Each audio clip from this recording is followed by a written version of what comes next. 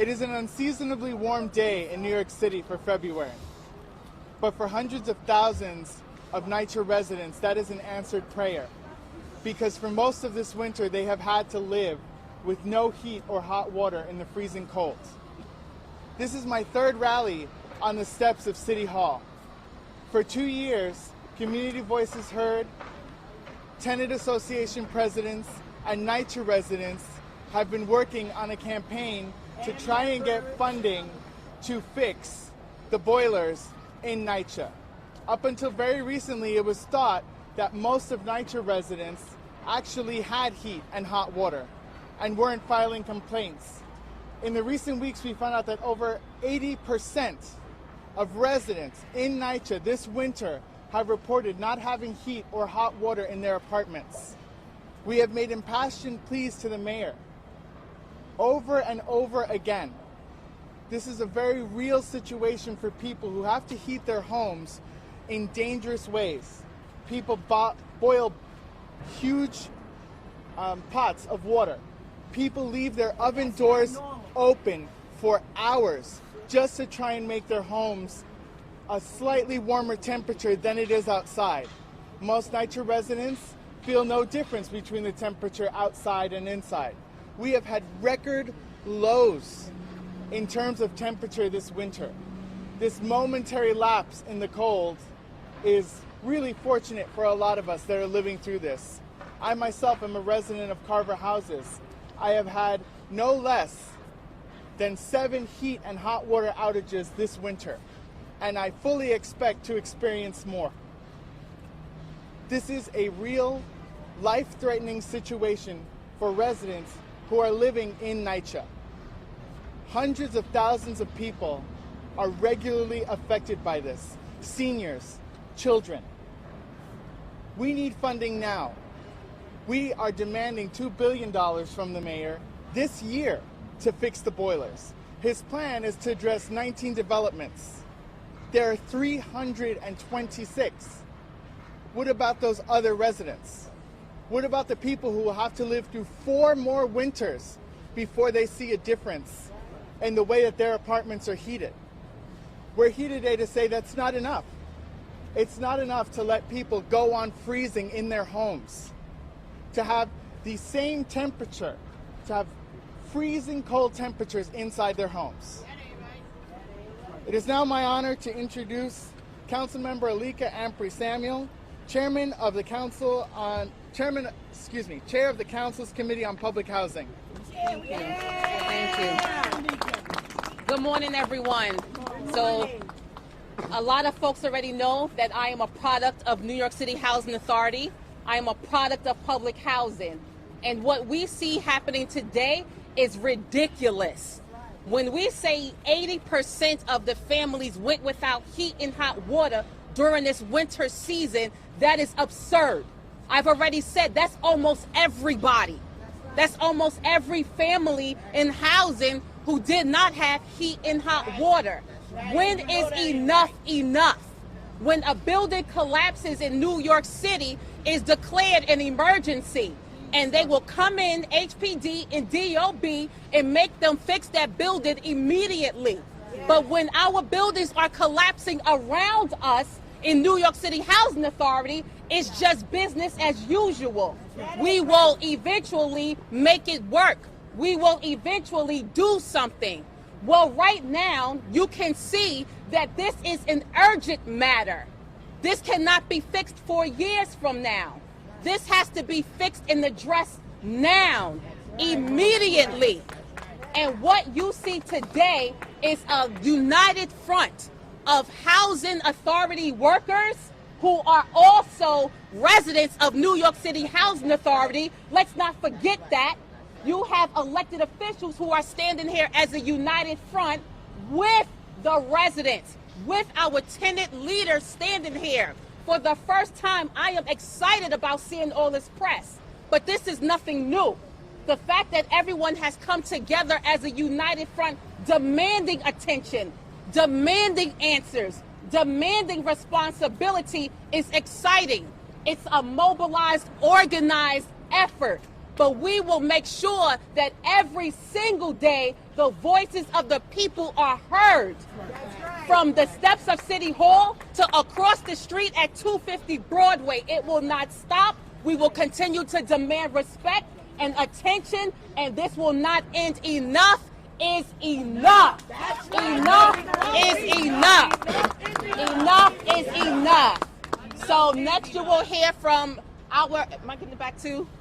I am introducing our chair of the Oversight Committee, working in partnership with the Public Housing Committee to do oversight and investigations. You will now hear from Councilmember Richie Torres. Thank you.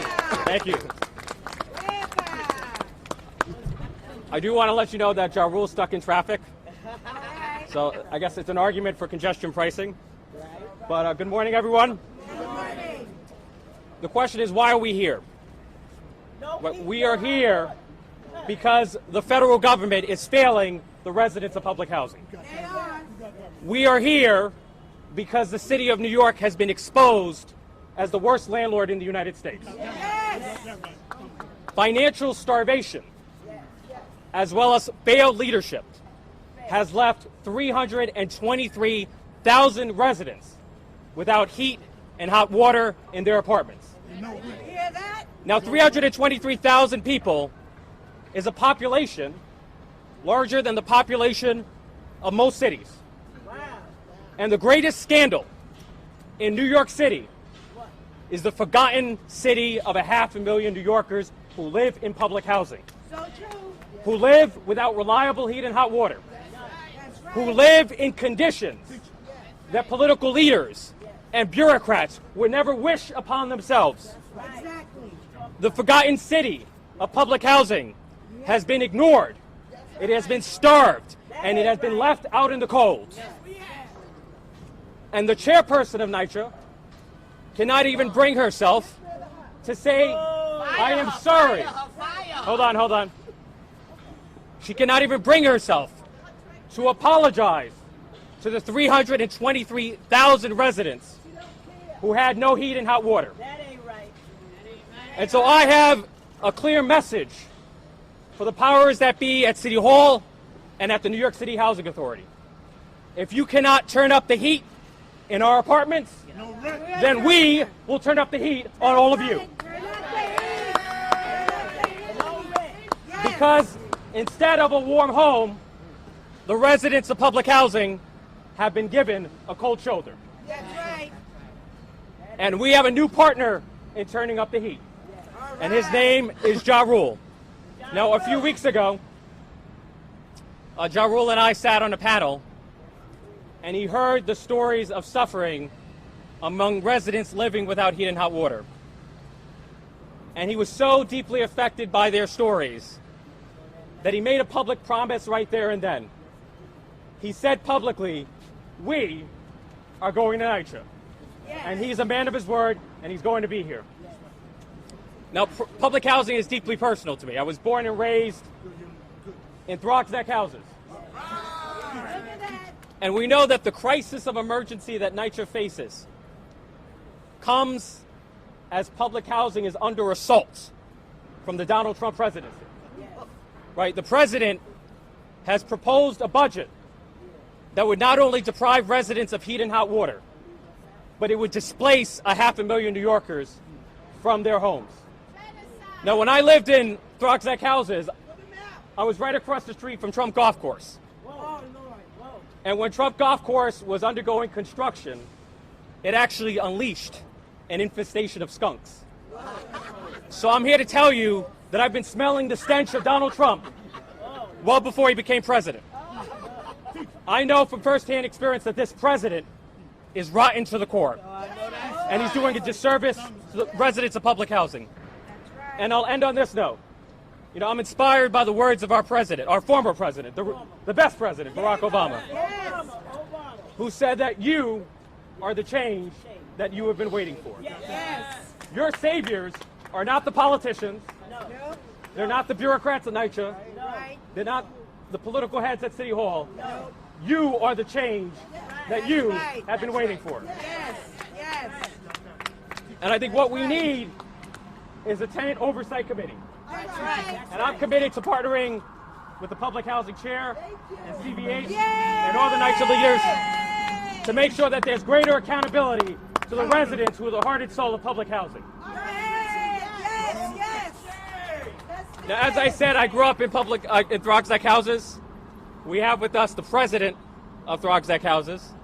She's one of the toughest leaders I know. She never relents in holding people's feet to the fire. And I want Monique, the one and only Monique Johnson, to say a few words.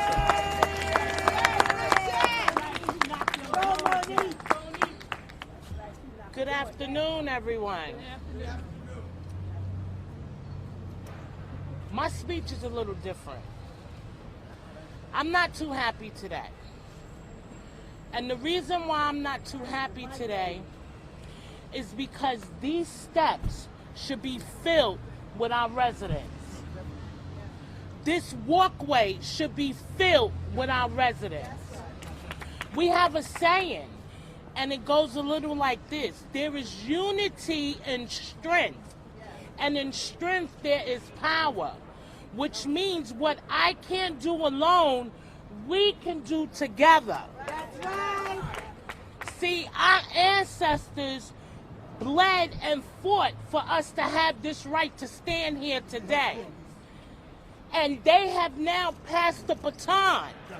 And now it's up to the younger generation to hold the baton. Where are the people? Where are the residents? We need more. We need more. We have over 300,000 residents living in public housing.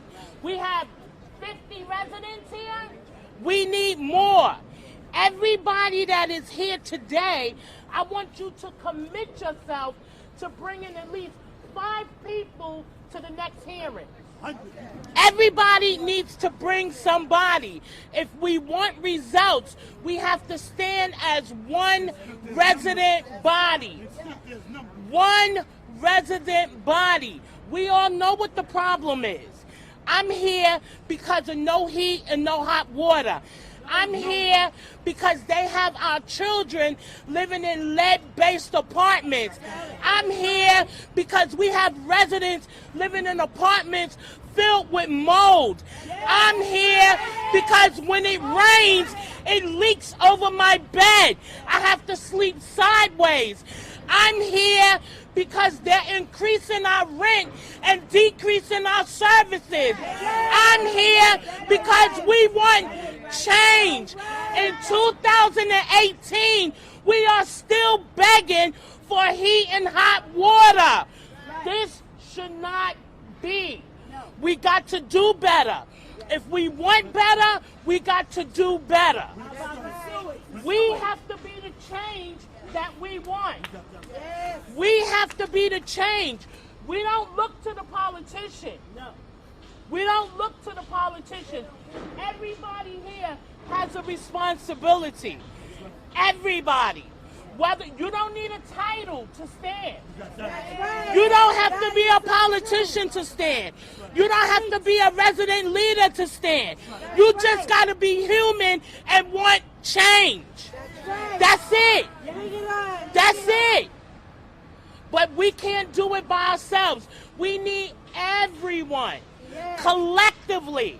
United we stand, divided we fall. United we stand, Divided we fall. Exactly. Discrimination is not about color. Discrimination is not about color because we have every race living in public housing. So we're not coming to you with the race card. We're coming to you with the humanitarian card. We are human. We deserve services, heat and hot water. Heat and hot water is not a privilege. It's a necessity. It's a necessity. In 2018, we still don't have heat and hot water. 2018, people are still living in mold-fested apartments. 2018, our children are still being forced to live in lead-based apartments, and housing is not even being transparent about your apartment being contaminated with lead. Instead of them telling you your apartments have lead in them, they knock on the door and they say, oh, we're going to paint your apartment. No transparency, no respect. We are human and we demand respect. But residents, we gotta stand. One resident body, no titles, one resident body. It doesn't matter who initiated this. It doesn't matter who thought about it.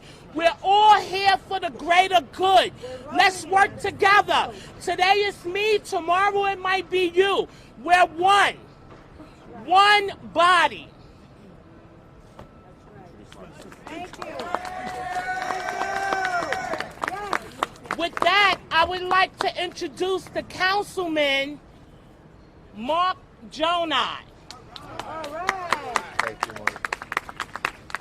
I represent Drugs Neck Housing, and you hear the passion in Monique Johnson's voice when she refers to 400,000 residents of New York City to provide the basic of services of heat and hot water. When it's raining outside, in many cases it's raining inside. When it's cold outside, in many cases it's cold inside. It is said that success has many fathers and failures an orphan. This message that's beginning on the steps of City Hall will be taken to the steps of the state capitol to Washington, D.C. It is one that can't be undermined, can't be overlooked or ignored any longer. These families are entitled to their services today. They're not asking for much. And the failure upon this city to allow the tale of two tenants to exist in the richest city in the world is a tragedy. We have tenants that have title to certain privileges and protections, such as emergency repairs in regular residential buildings. NYCHA residents are not afforded those same protections and privileges. And it must stop where one city, one standard, government must lead by example. Thank you.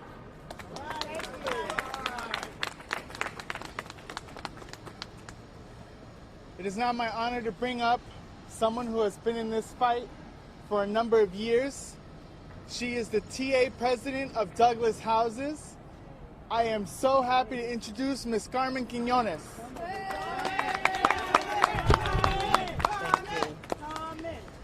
Wow, this is something, right? I'm going to take this on another level because I keep it as real as I can, right? I got 19 grandkids and 4 great-grand. And this is not a joke. This ain't something that you come here, take photo ops, because people are literally dying. When I was at that city council hearing and I said enough was enough, enough is enough. Okay? This is not a joke. Okay? Now it's all about the heat. Let's not forget about the lead. Let's not forget about this administration. This administration that's done nothing, that needs to be fired from the top up. Top on down. They need to go. That's right. You are not going to take my life in your hand like if I do not matter. I refuse. I am grown, I can vote, and I can make my own decisions. While I am happy that everyone is here, that we have the councilman, that we have all these people backing us up, let us not forget that this is our fight. Yes. The residents, yes. The resident leaders, yes. We're the one on the forefront. I'm the one that gets 25 to 30 calls every day. This is not a joke and it's not the grandstand. All right? While we here doing all of this, and still nothing is being done. So where are we with this? Where is the action? We want them $2 billion. We want them $2 billion because we deserve them $2 billion long time ago. We are demanding that they stop treating us like second-class citizens. I was in Puerto Rico for Hurricane Maria. I went to bury my father and got caught up in Hurricane Maria just to come home and see the same devastation here in public housing. Hell no, we're not having it. It's not gonna happen. We're tired of being tired, and we're fighting back. And I demand that we all march on the UN. That's where we gotta go. We have to march on the UN. We have to get every resident leader to march first. It is the residents first that need to lead this march because we are the ones going through this. Nobody else. So please, I appreciate it, but get the word out because we need to shut down this city. We need to shut down every street in New York. We have enough developments to shut everything down. So why don't we just get a nice march to just shut everything down? No spending money, nothing. 600,000 residents, nothing. You get nothing. Shut it down. Shut it down. Shut it down. Shut it down. Shut it down. When do we want it? Now. What do we want? Heat. When do we want it? Now. When do we Good want afternoon. Hold on. We have the star of the show has arrived. Good afternoon, everybody. For those of you who do not know me, I'm Danny Barber, the chair of the Citywide Council of Presidents Incorporated, the duly elected body representing all public housing tenants. I am also a NYCHA resident myself, and I know firsthand the problems we are here to rally against. We are here today because of NYCHA's continued failure to protect public housing tenants and because of NYCHA's refusal to acknowledge and fix its mistakes. NYCHA receives billions of dollars in funding every year, but where does this money go? NYCHA is not using this money to protect its tenants, including children from lead poisoning. NYCHA is not using this money to ensure that its tenants have heat during the coldest months of the year and through record-breaking snowstorms. NYCHA is not using this money to keep its tenants safe from mold and excessive moisture in their homes, or to make sure that the tenants' apartments are clean and safe. And NYCHA is not using the money to provide employment opportunities to its residents as required by law. In the face of its failures, which are now coming to light, NYCHA is scrambling to put a Band-Aid over its problems, but it is failing again. We are here today because New York public housing tenants had enough. We are here to demand that NYCHA fulfills its obligation to the hundreds of thousands of people living in public housing. We must hold NYCHA accountable for its failures. The Citywide Council of Presidents is here, as always, to represent NYCHA's public housing tenants and to fight for change and accountability.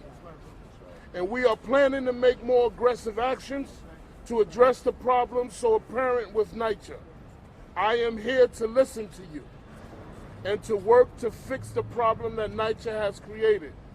Please come and talk to me, and let's move forward towards progress together. Yes. So without further ado, the gentleman that said that he wanted to come rally on NYCHA at 7 o'clock at night, and he said that he was going to put it together, and he was a man of his words, the one and only Ja Rule.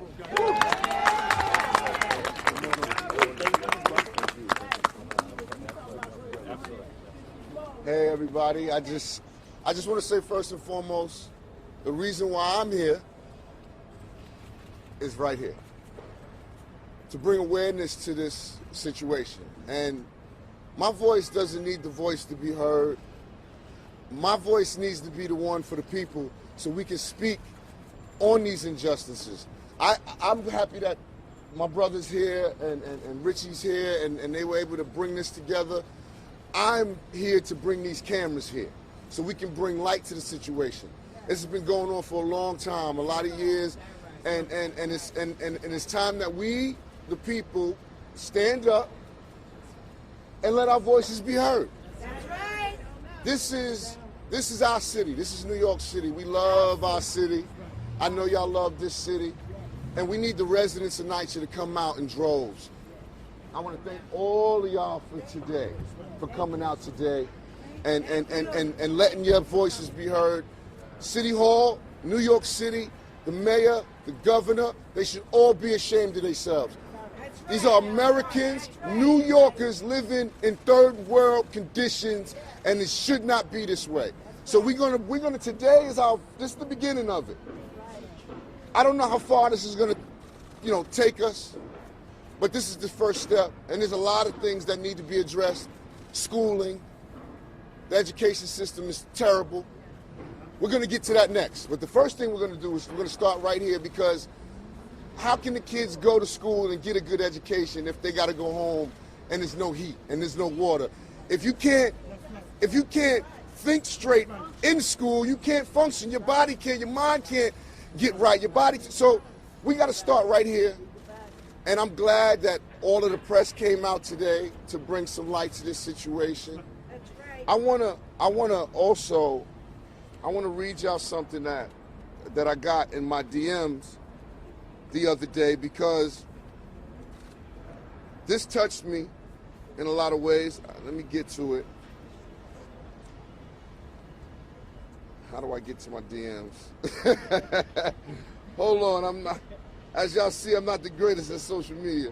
All right, thank you, baby. Thank you. And I'm going to get to this sister here that sent me something. I don't know if she's here.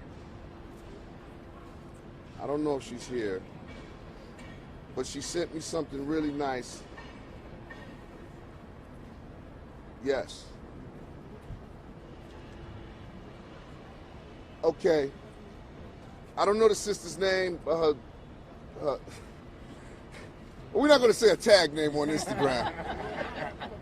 But anyway, she says, my 7-year-old daughter, my 1-year-old son, and my 1-month-old baby was placed in foster care because of NYCHA.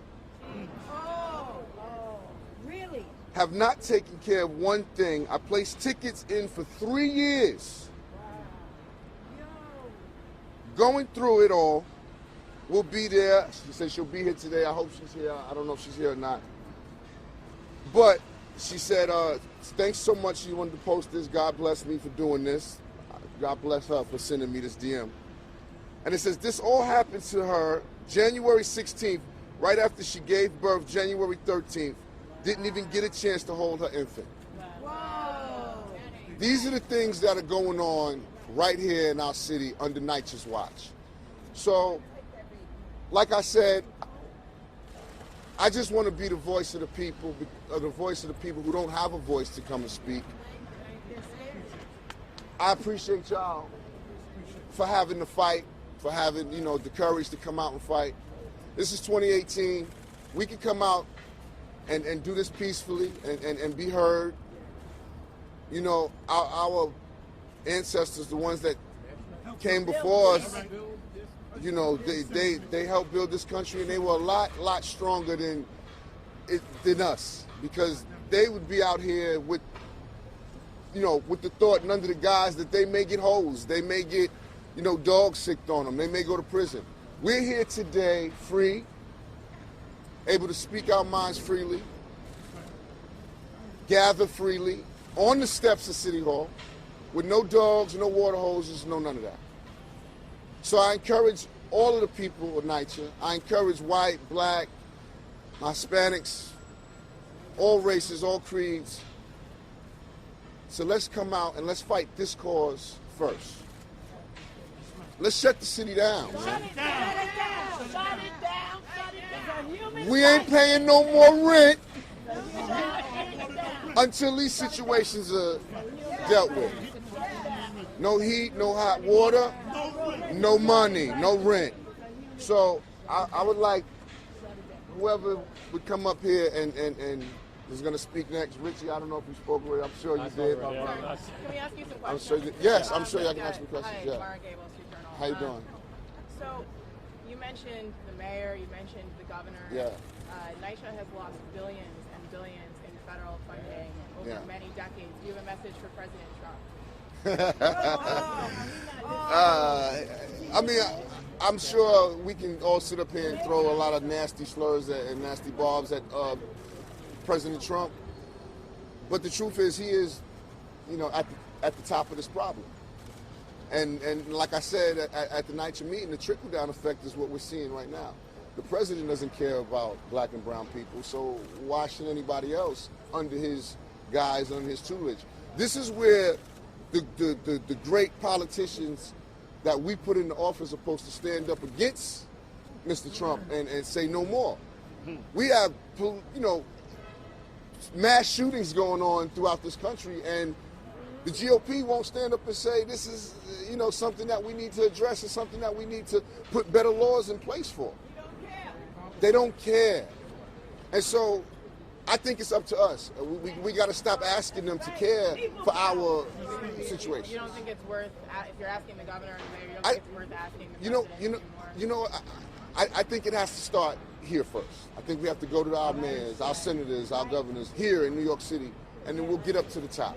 Yes. It has to be a process. We have to crawl before we can walk. How did this press conference come together? Did you grow up at all in public housing? You've experienced it? I grew up not in public housing, but I grew up in apartments and plaza. And the funny thing is, I grew up in Queens, Hollis, Queens, and I was just with some of my people some of my relatives and family members that still live there. And they were like, man, listen, you need to come and do this down here for us in Queens because we're living with mold and mushrooms and stuff like that in our apartments. And those are private, buildings as well. And we're not even going to get into that. If we get into that, those landlords will be going to prison, but not the federal government and not NYCHA. They get to get away with it. So I think this is an issue that we're addressing, and we're doing it the right way right now, and it's going to start right here. I'm sorry, how did this come together? This came together from my good brother, Richie Torres, Lisa Evers, Hot 97. They had a town hall meeting about this issue and about the heating and the no water and all of these things. And so I came down to lend my time, and I really felt like this is a situation that needed more. We as artists, we come down and we talk and we post up the post on Instagram to bring awareness, but for me, that's not enough. We have to lend our time, we have to lend our money, we have to come down and be physical bodies, here as well. It's not enough for us to just be the voice. We have to lend our pockets too. So we have to bring it all together, and I think, I'm glad that Lisa Evers was, she does a great work in the community. I'm glad she did what she did that night and invited me down there, and now we started something that's going to go on for a long time. Any other questions for Jarul or? What shocked you the most when you heard the stories? Lisa? When you heard the stories from the residents and spoke with the residents and got to know what's going on now in 2018, what shocked you the most about what they're going through? The children, when I seen the picture that you put up of the infant that's having internal organ problems because of lead in the walls, that to me says it all. As adults, we fight the good fight. We come out here and we're gonna march, we're gonna protest. But the kids, they they don't really have that choice. You know, we're all they have. You know, so I'm glad that everybody's out here today to fight, because it's really about the children, you know, and they're the future. And so that's what really touched my heart. It's the kids that's going through this that don't have, you know, a say-so in it. What's next in all of this? I think the next step is for NYCHA to give us some answers. You know, we want to know, where does this go from here? We want to know, what are they doing besides the $200 million that they put up and they made the big, you know, cover of the newspaper. But that's a 10% answer to a $20 billion problem. So it's really not enough. And so I think the next steps after this is, we want answers. We'll go to the, you know, to the mayor. We'll go to the governor. We'll try to get what we need in funding. And if we can't do that, then I think we'll take our show to Gracie Mansion next, and we'll see. And we'll go to the UN next. We'll do the UN next. So I mean, we'll go as far as we need with this.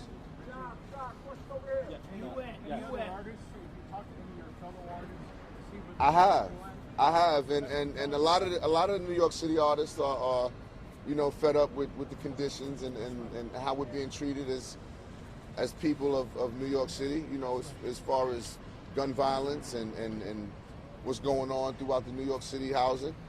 So there's a lot of issues that we're ready to tackle, and this, like I said, this is just a start. And oh, my crew is coming. So, you know, if you guys don't, you know, want to answer my call, and I'll bring some friends and that have some power and some pull as well, and maybe we'll, as a collective unit, y'all will answer what we need. You'll see. We'll see.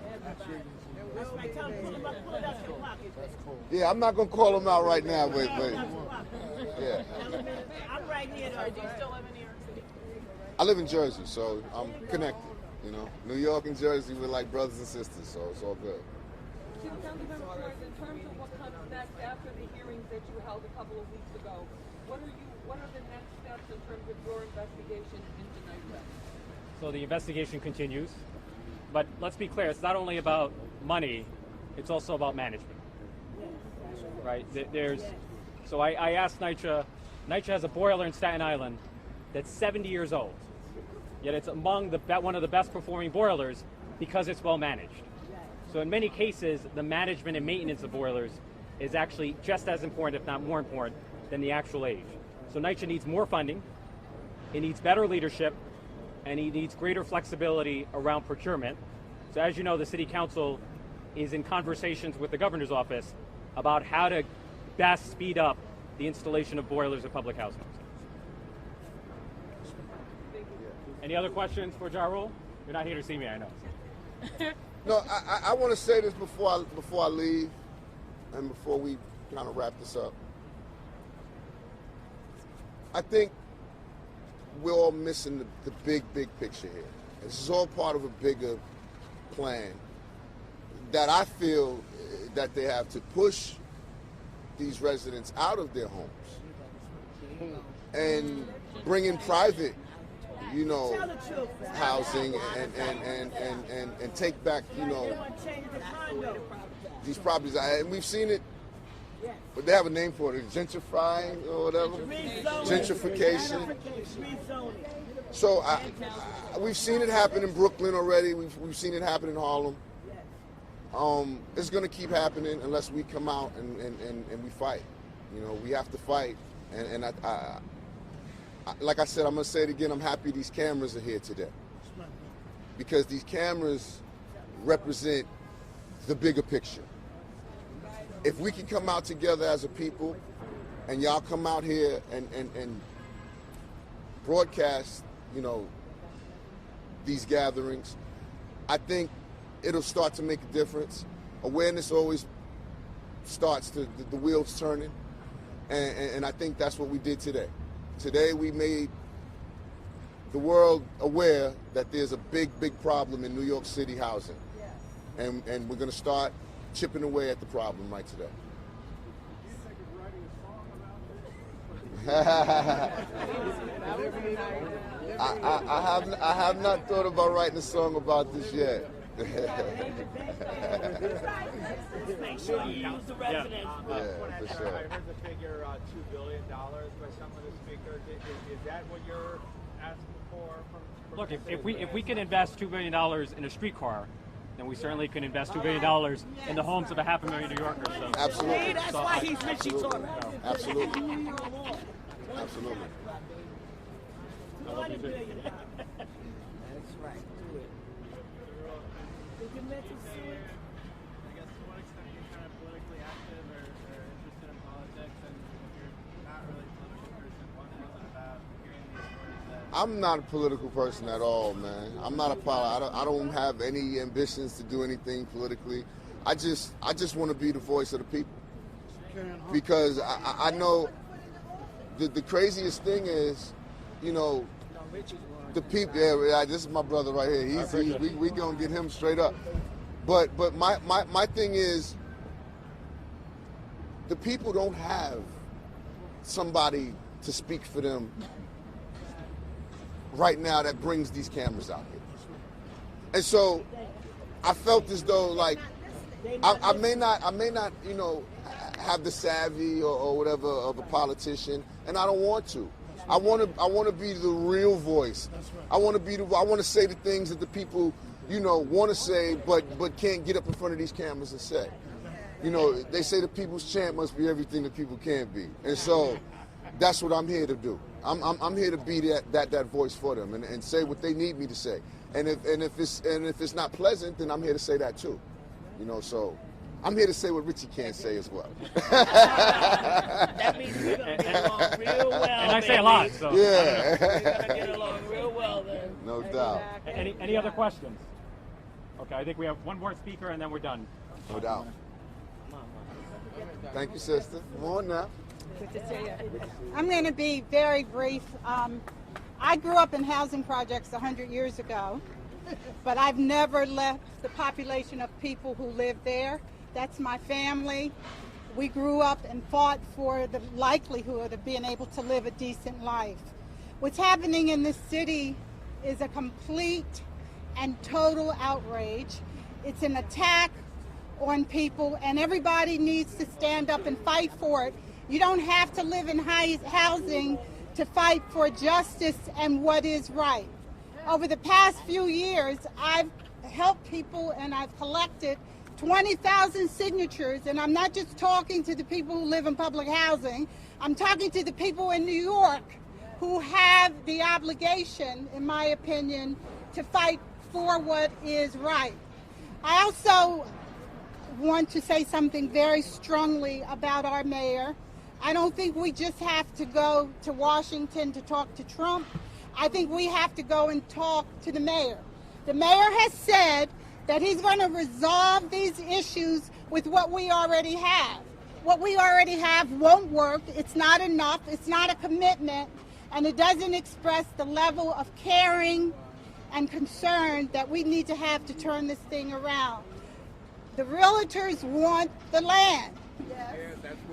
That's why we have to make sure that our elected officials aren't taking money from revenue, because then they back up and they don't do what they want to do, what we need them to do. So I'm here. We all need to be here. This is a vicious, vicious attack. If Dr. King was here, he would be leading it, because it's the kind of thing that we have to respond to. And I want to inspire the people who live in public housing. I want them to know that we got their back and we're ready to kick butt. And we need to take the people on who are responsible, who live in this city, who run this state, and not just the nation. Thank you. I want to thank all of you. Thank you. Let's give a round of applause to John Rule. And again,